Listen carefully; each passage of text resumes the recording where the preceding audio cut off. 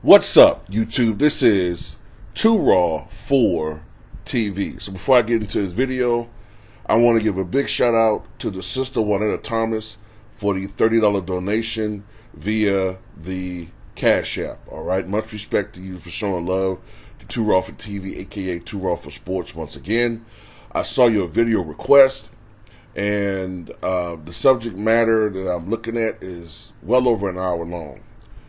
And so, because a lot of stuff is on my plate, I'm looking at the video in sections. So to formulate an opinion on that, I'm going to have to take a little while. So I should have the video by Sunday. So much respect to the sister for showing love to Too Raw for TV. And to anyone that want to donate to this channel, if you choose to, you can do so in links in the description box below via the PayPal or the Cash App or in the pinned comment in the comment section below. So, former President Donald Trump, according to this former high-ranking official in the Trump administration, secretly, or maybe not so secretly, wanted members of Congress killed during the January 6th insurrection so he could declare martial law and stay in power. So former Trump administration official Miles Taylor, who served in the United States Department of Home Security, including as Chief of Staff of the DHS, Miles Taylor, who was also the anonymous author of a New York Times op-ed article in 2018 criticizing President Donald Trump, said Thursday on MSNBC's Deadline that Trump wanted members of Congress to be killed so that he could declare martial law and stay in power.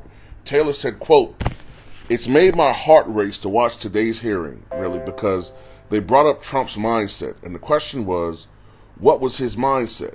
I'm going to demystify that for America right now.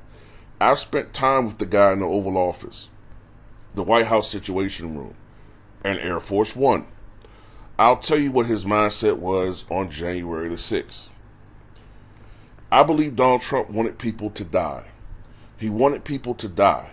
He wanted people to die who were elected officials en masse so he could call out the military, so he could invoke the Insurrection Act, so he could prevent the peaceful transfer of power. That's not a conspiracy theory. In fact, in hindsight, it's pretty damn clear to me this is what he had in mind from day one in office. And I'm assuming he means by that in the event that he wasn't reelected.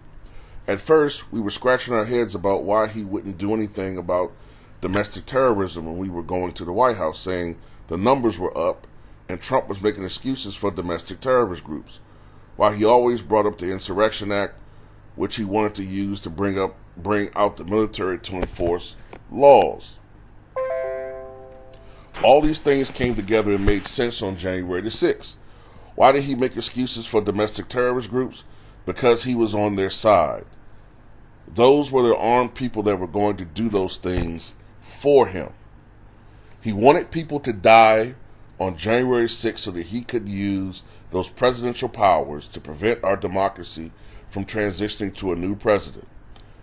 Because on January 6th, that's the last step in the process of certification of the Electoral College in choosing the United States president after the election that prior November. And I think the committee presented that in extremely powerful fashion.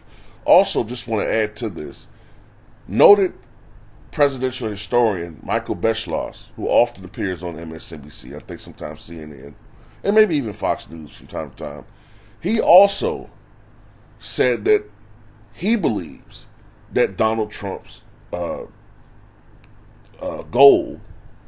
on January 6th was to have Vice President Mike Pence killed, other high-ranking officials killed, so that would put that plan in place. He also believed that. Now, do I believe it? Fuck yeah, I do.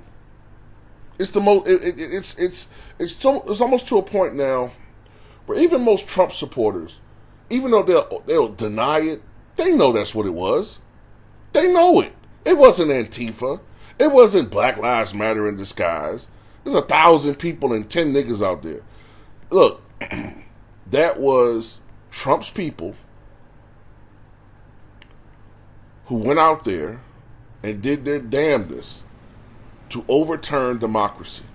And for that, at the very fucking least, Donald Trump should be barred from ever seeking any type of elective office in this country. And in reality, he should be behind fucking bars. What he did makes Richard Nixon look like Gandhi. Huh. I've been waiting a long time to hear those words. I'm a good guy now. But yeah, he makes Nixon look like fucking Gandhi. I mean, this is shit that you see dictatorships over in Eastern Europe. Oh, but see, that's what his supporters want. They don't respect democracy.